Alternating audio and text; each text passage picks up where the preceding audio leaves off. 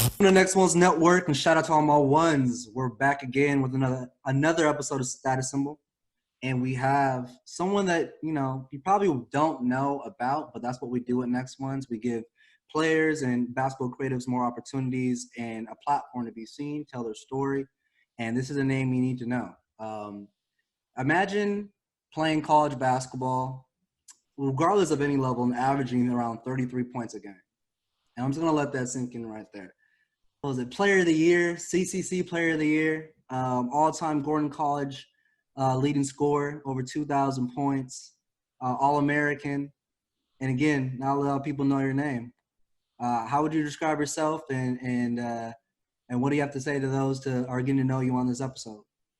First off, I just appreciate the opportunity to come on and chat with you for sure. But for people that don't know me, I think I'm just a humble guy, very quiet. Kind of like to let my game talk for myself. You won't hear me talk too much when I'm out on the court or even off the court. Don't really like attention. Don't really like the spotlight. That's why I really just try to let my game do the talking for me, and good things come from that for sure. Definitely. Yeah, good things come for that. 842 total points for the season, in addition to 5.6 rebounds.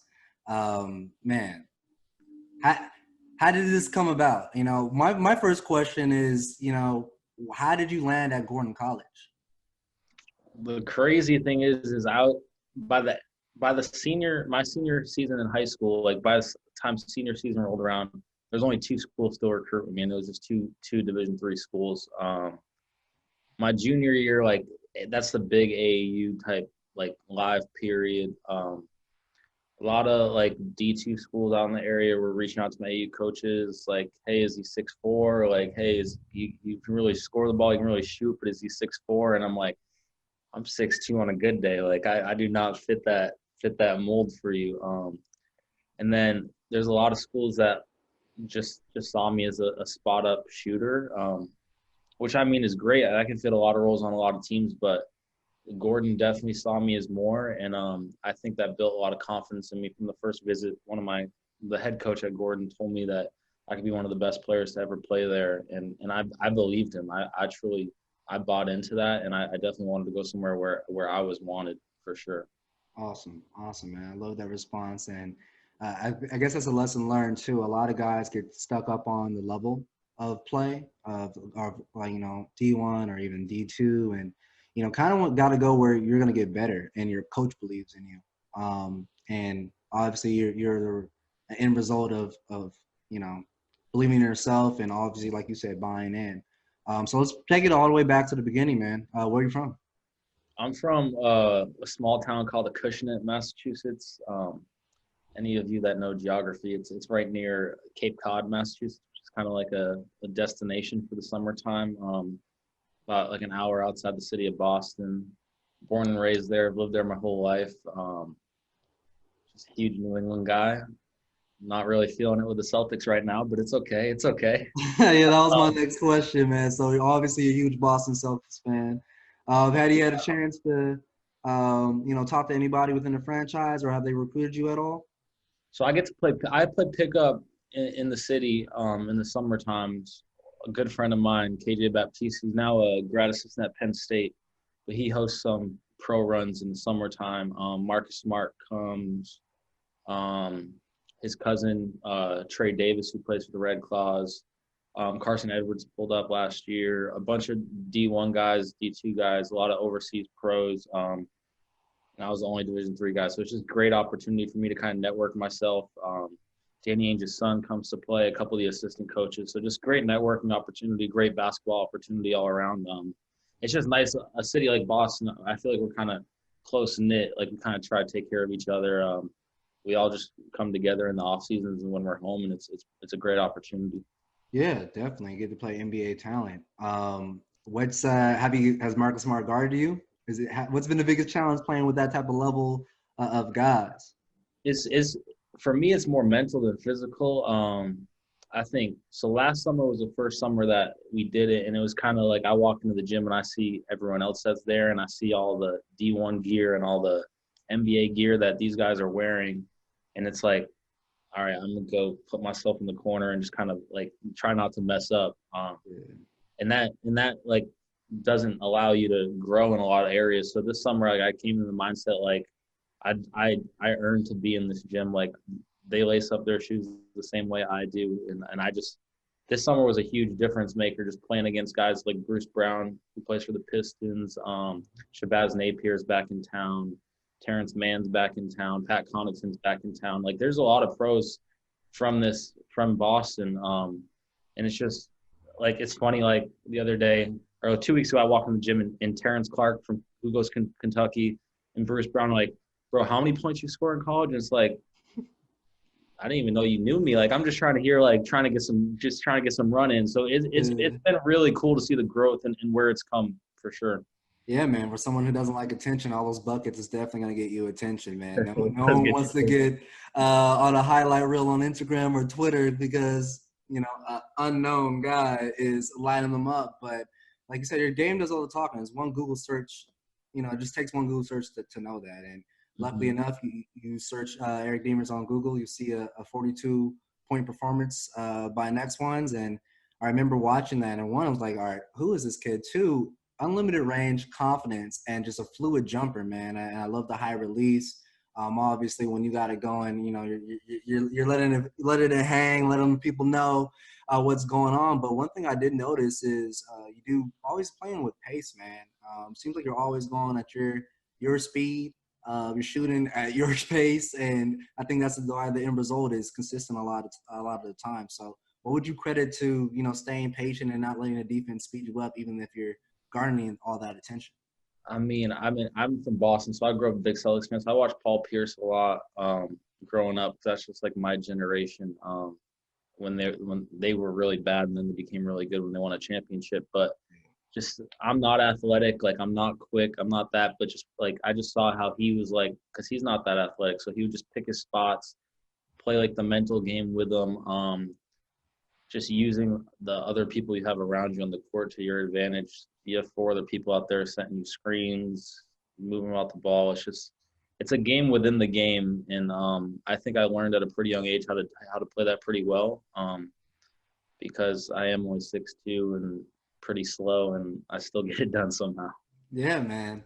And you said at a young age you started to figure it out. So when did you start playing basketball? And my second part of that question is, when did you start taking it seriously? Like, hey, this is what I want to do. This is what I want to be known for, and perfect this craft.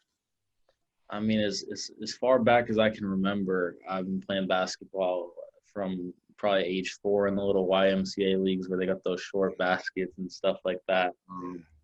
I'd probably say middle school I started taking it serious, where I kind of dropped off other sports like soccer and baseball and stuff like that. I just fell in love with the process of basketball. I fell in love with just getting better, and it is a process. It doesn't happen overnight, and I think that's the biggest thing for. I feel like not even just athletes, but if you want to get better at something, you have to love the process of getting better, because it does take time. And I mean, I remember riding my bike to school at 6:30 in the morning just to get up shots before school started, or staying late and having janitors kick me out. I was pretty famous for that, trying to find my way into gyms and stuff like that. But I mean, basketball's been in my life since I was born, and hopefully it will continue to be in my life for the rest of my life for sure. Yeah, I have an edge that I think it will be, man. And I know you talked about good in school early and that work ethic and having janitors kick you out. And obviously basketball being a process, you're not going to just continue to keep getting better by not practicing. So as a shooter, I like to ask, when we have these type of interviews, on average, how many shots do you think you get up a day? I know with COVID it's a little bit different situation, but let's say you're on your peak of your grind, and what does your day-to-day look like, and how much work and effort do you put into perfecting your shot and making sure your mechanics are good and everything that goes into being a sharp shooter? I think I've raised the bar most summers. 'Cause I think early on everyone's like, oh, if you take 100 shots a day, you'll be better than that. And then I raised that instead of taking 100 to making 100, and then from 100 to go to 200. So, for example, like yesterday, I got in the gym. Thankfully, I can go back to Gordon and work out, but got up 500 makes in the morning, came back, ate lunch, went back to a physical therapy gym that I partnered up with, and got my lift in. Came home, ate dinner, then went back to the gym and got my group work in with a couple pros. And that's what it's really been like. My wife's a teacher, so she's working full time. I train kids. I started my own little business on the side, so I make my own schedule. So it's been really freeing for me to get in the gym and get after it pretty much whenever I want. That sounds like a great schedule, man. And let's talk about your business. What's the name of your training business? It's called SWISH Performance Training. I've been training a handful of kids probably for 4 or 5 years now since I got into college. And then I was thinking of when I was starting to talk about, all right, I'm gonna be a pro. I'm gonna go this professional route. A lot of it's 6-7 month seasons, and it's what am I gonna do in the off season? I was just thinking year-round income, just things to keep me busy and things to continue to provide for my family. Because unless you're a lottery pick, you're not getting rich right away playing professional basketball. You know what I mean? Like you need to find other avenues, and I think that's the biggest issue a lot with some guys put all their eggs in one basket. So I was big on continuing to build my network in other areas. So right now I'm working with about 20 to 30 kids a week, doing different clinics and stuff like that. Been super great. Impressive. Yeah, it's been super great. Since I started this in May, COVID has kind of been out there trying to get us, but the summer helps because we're able to go outside and use parks and stuff like that. But it's been a great experience just networking myself, my business with different people, just putting myself out there in uncomfortable situations and really pushing myself to grow for sure. Yeah, man. I'm glad that you started it early too. Not only, are you just fresh off of all the recent achievements that you had at Gordon College, and kids are going to want to learn from you. But also, if you do, and when you do go overseas or play basketball here in the States, that's something that you can always do and people always want. And also can do contactless by the internet if, you do get so many, you have 30 now. What happens when you have 60 or 90? The bigger, more you perform, the more guys are going to want to train with you, even want to just be around you because you are living success and you're hands-on. So that's dope, man. I definitely want to tip my hat off to you for taking that route early. And I want to get back to the basketball aspect of obviously this is why we're here. And I was diving into your film last night. We have a montage of you on the way. Also check out Eric Demers' profile on nextones.com of his 42 performance last season and his montage as well. But one thing I know is every time you catch the ball, you're in a triple threat position, like strong, like aggressive rip throughs.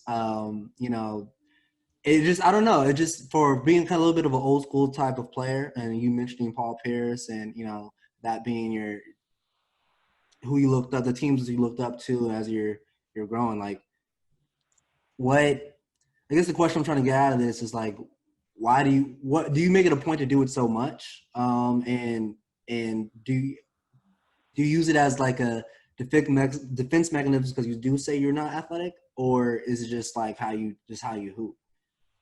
It's kind of a habit for me. I remember, I think it was last summer or the summer before, I think a lot of, like, we were talking about how to progress my game. I think my sophomore and junior year I averaged the same amount. It was 24 points a game, all conference, all that. But it's like, what's it going to take to get to the next level?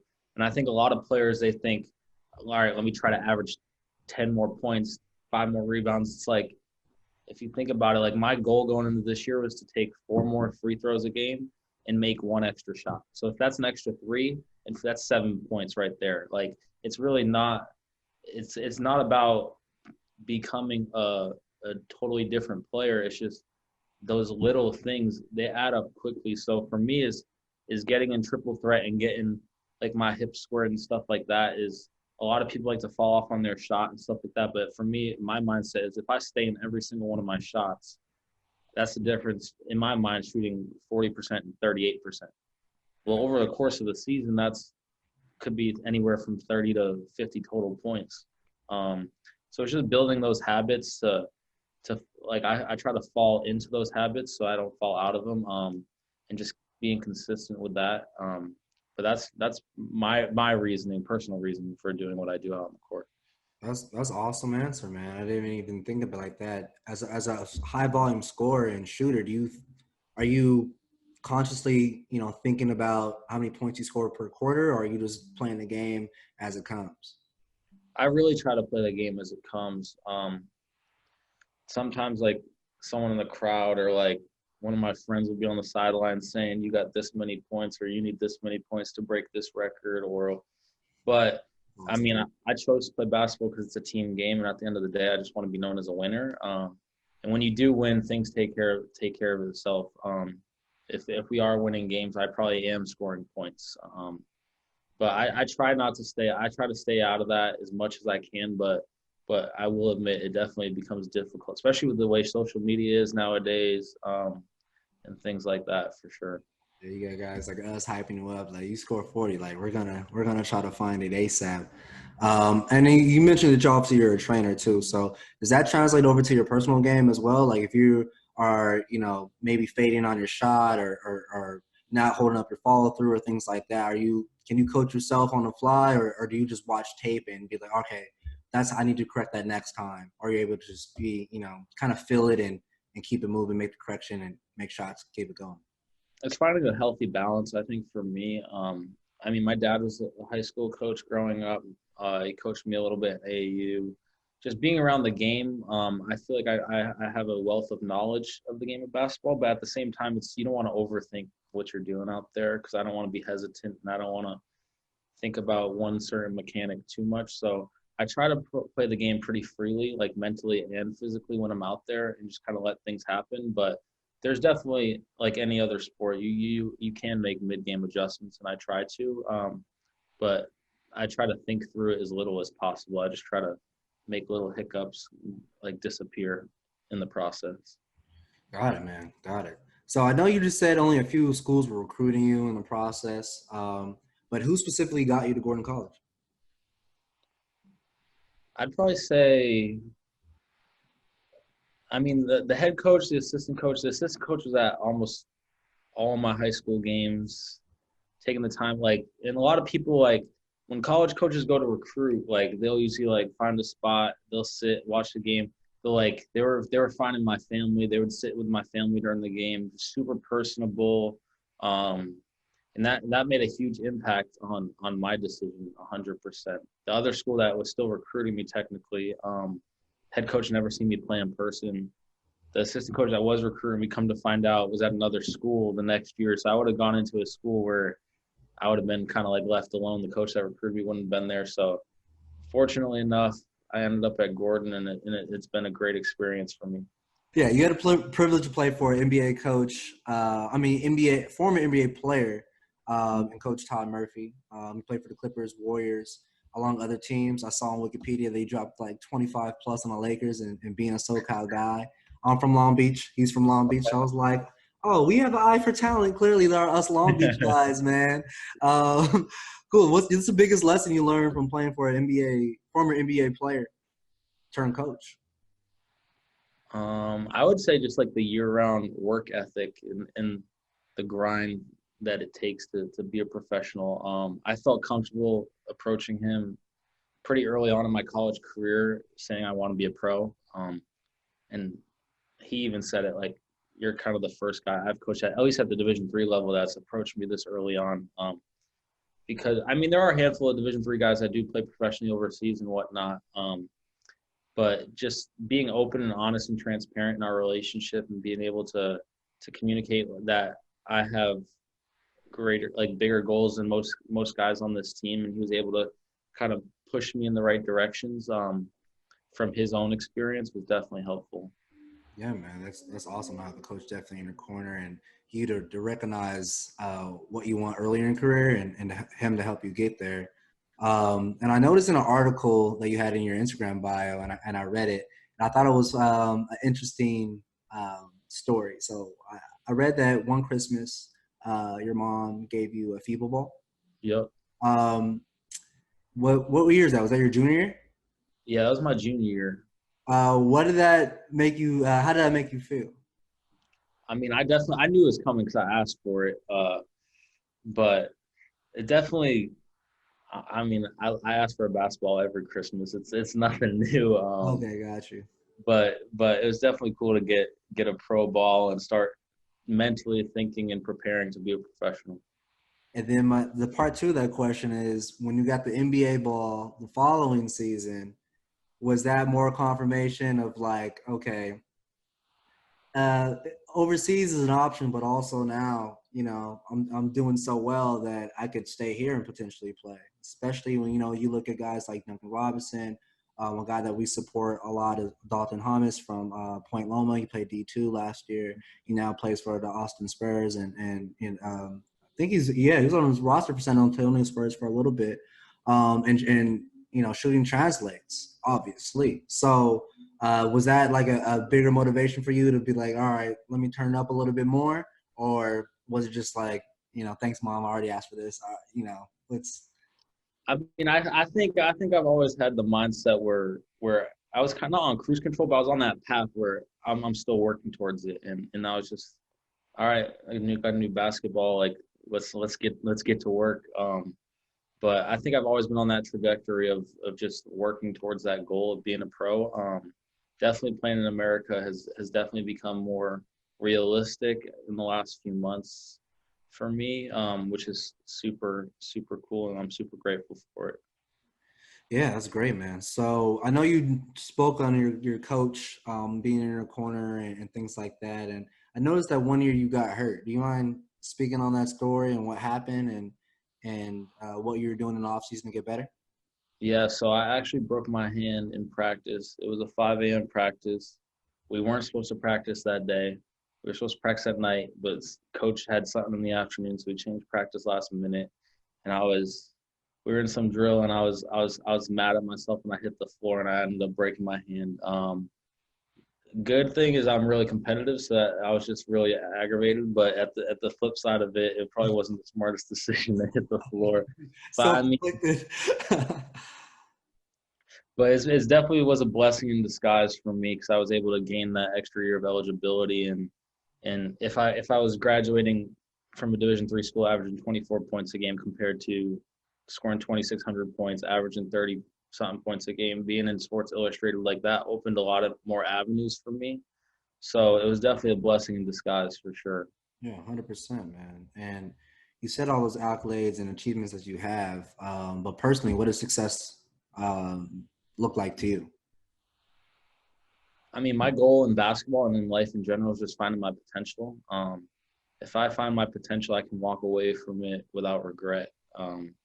So my biggest goal in my basketball career is not to play in the Euro League or play in the NBA or play in the NBL. It's just truly to find my potential. And if I can find my potential, I'll be at peace with the career I had. I already am at peace with what I've done with the basketball. But if I can find my potential in life, whether that be a future job down the road, that's my biggest thing is just finding my potential.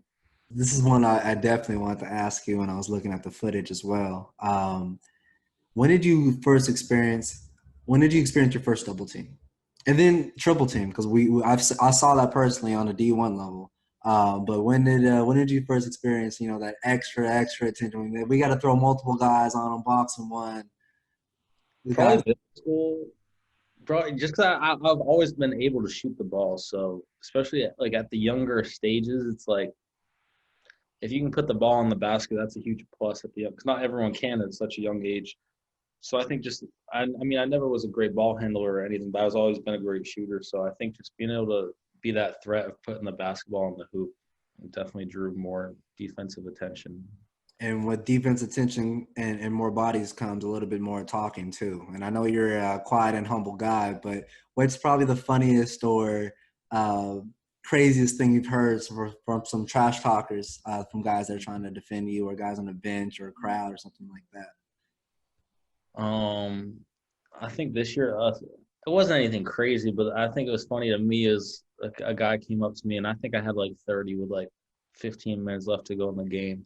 He's like, "You're gonna run out. You're gonna run out." Like, blah blah. I'm like, clearly you haven't been watching much this year because I haven't ran out yet. Like, Yeah, So I clear. was just giving him a hard time, but I mean, this everyone's got different ways to go about it. Some people like to get personal and bring it in like my wife or like family and try to like, but I really try to just tune them out as much as I can. But I kind of just get a good laugh out of trash talking. Yeah, I'm sure. Just judging by this interview, how it's going, I'm sure it pays you no mind, man. Your life is good, like you said. You're already married. You're already a record holder. You're good to go, man. And it comes with the game. Um, in your opinion, what's the difference between D3 basketball and D1 basketball? So I think it's just size and athleticism. That's the biggest difference that I've seen. There's a lot of talented Division III and Division II and JUCO guys out there, very skilled. But I really just think that size and athleticism added to the skill is what makes like high major D1 players who they are. and with your success, did you ever think about making that jump to a different school? Obviously, I know you really love the coaching staff and they backed you, but at the same time, you also, have to worry about your career and things like that. So did that ever cross your mind, or do you have any schools reaching out to you? I talked to Boston College after my freshman year, but it was more so of like a walk-on type position. And that's a really expensive school first and foremost. So I was not Yeah, super interested in that. And like I'm a hooper, man. I just want to play. I don't like it would be cool to play at a bigger school, but just the opportunity to actually be out on the court was what most important to me. exactly. And you have definitely you paved your own way. That's what we're all about in Excellence, for athletes that forge their own path. Um, with your talent and things like that. So, do you have any advice for anybody that's young, that's in a recruiting process? Obviously, your situation was a little bit different, but when it comes for being a big fish in a small pond, what are the pros versus the cons of going to like a school like Boston College and maybe being the 13th guy or walking on just to say, hey, I played in the ACC. I would say just be true to yourself. That's why even like entering the professional world where people ask me what kind of contract offers I'm talking about and what teams I'm talking to. Like I honestly try to keep to myself because on the flip side of it, I see a lot of people say, "Oh, I could have went to Duke. I could have played in the league," and it's just like I don't want to be that person. I just want to let my game speak for itself. So when it does happen, it will happen. But the biggest thing is just be true to yourself. You definitely got to like look yourself in the mirror at the end of the day and be like, who am I? A lot of people think they are scholarship players, but you have to realize the small percentage that truly are. Biggest thing is don't push D3 schools away. Don't push D2 schools away. Like be open to conversations. Be open to recruitment. A conversation can't hurt. You can only just grow from it and learn from it. So I've seen it firsthand where either Gordon or other D3 schools have reached out to guys and they're like, we're all set. I'm a scholarship type player. And then come back. It's like May in their senior year and they still don't have a school to go to. So just be humble enough Yeah, to be open to different opportunities because everyone has a different path. that's great advice, man. And speaking of advice, I know you had a chance to work out in LA with Jordan Lawley. He's a great guy. When I came out of, obviously I'm a former player as well. When I came out of UC Davis, I had an opportunity, I think, I wouldn't say right when he was getting going, but a little bit in the early stages of before, J Law, Tougher and all, people know him now. And great guy, does a lot of great work, man, especially with the runs, skill work, makes you work, verbal. What's the biggest lesson you learned with your time out there in Cali? It's been a blessing. He's become a great friend of mine. Last summer I actually reached out to him via Instagram and he got back out to me and I went out there for 5 days and in my mindset I knew I wanted to be a pro last summer, but my mindset was more so let me network myself for the future after basketball. So I told him I don't know what my future looks like, but I can see basketball being in it, whether that's coaching, training.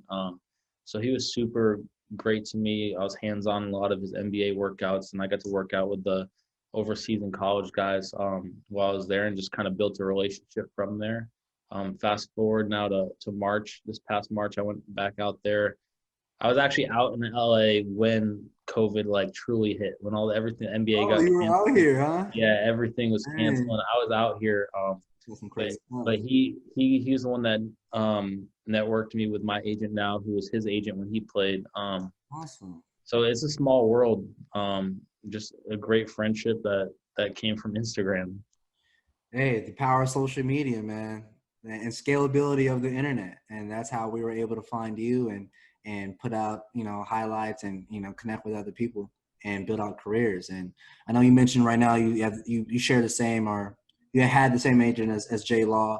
What are your opportunities looking like now? I know with COVID, it's again we already know it's we're in a whole different basketball era. But what's going on? What's the future looking like? Yeah, it's definitely a unique situation. One, because I am married. I'm not a 23-year-old single guy just gonna jump at any opportunity to play overseas. I have a wife to think about when it comes to that. So we have turned down a few offers in Spain and in Europe. I do have an offer to go to New Zealand right now, but because of COVID, that's pushed out to June now. My agent and I are in conversations with 3 NBA teams for the G League. It's just a matter of when their season is going to happen or if it's going to happen. So a lot of it is up in the air. There's a lot of good conversations going on at this point, but nothing's set in stone. So it's just trying to be patient because everyone's on a different timetable. When we're usually most season starts in a similar timetable. Exactly, man. I haven't even heard it, but any news about the G League recently. Everything's kind of been focused on the draft and things like that. So it's just, again, so crazy with COVID and a unique situation, like you said, but it also brings a lot of opportunity for guys to not only, if they didn't have a season like they wanted, to get better and use the months, March till now to separate themselves. So I know you work out other kids, obviously you're a workhorse, and things like that, but anything specific you've been working on since your time ended at Gordon until now to get ready for the next level? Definitely just the mental capacity, because my agent is confident I'll play in the G League, and that's a barrier in itself from a Division III kid. So it's that mental capacity of being confident that you belong and being confident in who you are as a person and as a player, because you'll be surrounded, like I will be surrounded with bigger names, and I'll be the little fish in a big old sea at this point. So just to mentally not get tougher, but just mentally grow and grow in my confidence. Because I mean, I'll go work out and do basketball drills every day, but that's a given. It's just those intangibles of what else you can bring to the table. Exactly, man. Exactly. And I want to wrap this up. And I know a big part of being a pro is, being an influencer and a positive role model for people on and off the court. And with that becomes, opportunities to monetize on that.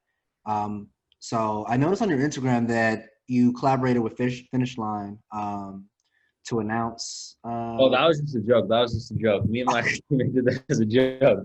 I wish I had That that was type my of plug. question. Have you done any brand deals? Because my Like, I thing wish is, I yeah, had. like, yeah, I guess that's my question. Have you ever done any brand deals and things like that? There's been a couple like smaller companies that have reached out, and it's more of like discount type stuff. And if I post their stuff, but I mean, I'm just waiting for the stuff where I get it for free. I ain't trying to get no 20% Yeah, off. You know what I mean? exactly. I don't want to do any work, man. Like, again, you let your game do the talking, and it was great catching up with you. I'm sure our fans at the Next One's Network are hyped to learn more about you and see where you end up. Whether that's in New Zealand, Australia, or here in America, definitely we're gonna keep in contact and want to keep our fans updated with your highlights and off the court content if we can get some. So thank you for the time, man.